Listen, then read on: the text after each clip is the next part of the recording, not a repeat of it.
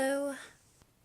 Today I am going to start working on this guy. I'm sure most of you know who he might be, but just in case, I believe he's pronounced Fox. He is the phoenix that is in Harry Potter.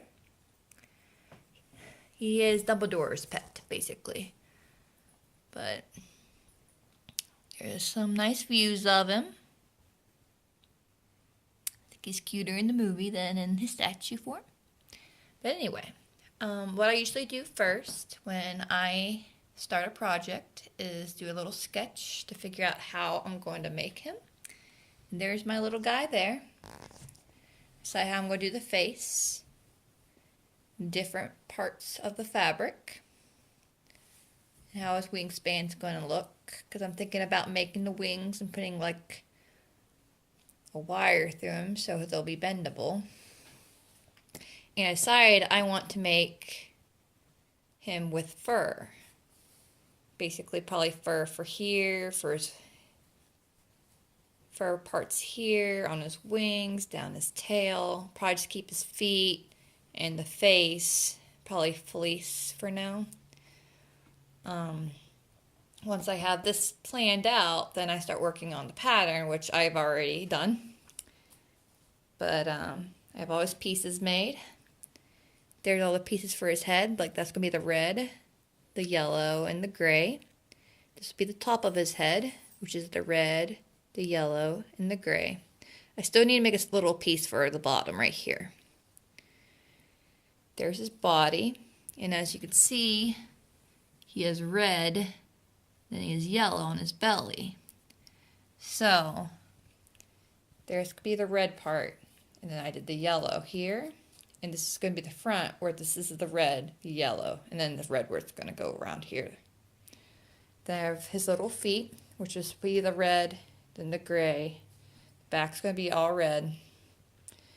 I think I'm going to make one side of the wing red fur. And the other side will be probably yellow minky, I think. I think that'll look nice. And I'm going to make the tail all red. But I might add some stripes on like the longest part. He has this really long feather on the head right there with stripes on it. I think I'm going to get red minky. Then I'm going to like paint the black stripes on it like once everything else is done. But anyway, one idea I came up with that I thought was really good. I don't know how well it's going to be good, but it's a good idea. At least I hope so. Is instead of buying all these different kinds of colored fur, because he needs yellow and red, and they go sometimes for like $30 a yard because you can't buy half a yard anywhere online apparently. And my Joann's doesn't have red and yellow fur, at least nice quality. So I went to my local fabric store. I got this beautiful fluffy fox fur fabric. It's nice and thick and plush. It's very, very soft. And I decided I'm going to try to dye this red and yellow. And I picked up these awesome dyes, and they're for synthetic. And just going to see how that goes. And I've done it already, just to save some time. And I don't think it turned out too bad. Let me move my little notebook right here. There's my fur I dyed.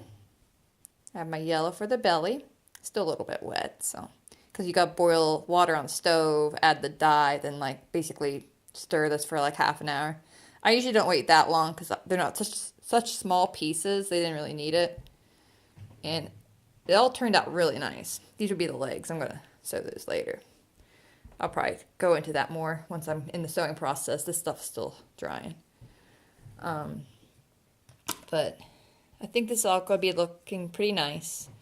This part on his head right here is supposed to be yellow. I'm going to use minky for it because I don't want to do like a double fur with such a small piece because then it'll probably be really crowded and get jammed up and stuff. So that's going to be minky. But right now I have the two sides. I got the top, the two sides. This is the chest, the stomach, and the bottom. This is the side belly. This is the sides of him. This is the back of him. And there's his tail. Give you the tail. think it looks pretty good. I mean, it dried nice. I mean, it's light red, which I like.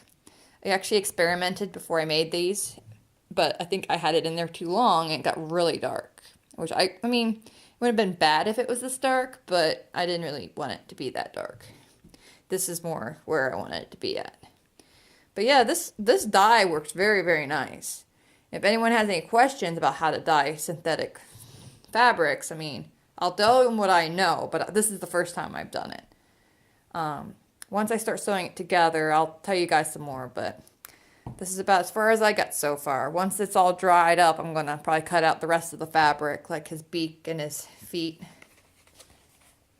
Right here. And his beak. And his beak part and the yellow right here and right here. Need cut out.